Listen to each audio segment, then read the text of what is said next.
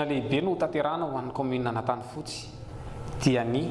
famoronana asa amin'ny alalan'ny fitrandrahana ireo loharano izay misy ireo tany malalaka azo trandrahana, toerana izay tena tsara trandrahana ho Anantanifotsy.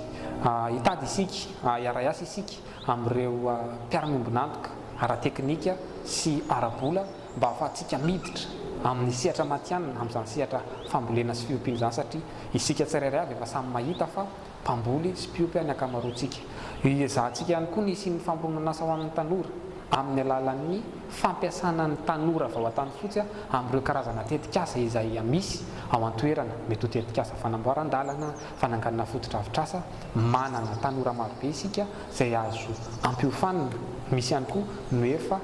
manana traikefa amin'izany sehatra izany ny izay rehetra asa ho atao Anantanifotsy, tsy hitady olona any ivelantsika hanao ny asa ho an'ny tanànantsika, tsy hitady olona any ivelantsika hanangana izay tokony ho atsangana ao an-tanànantsika, fa ireo tanora marobe ireo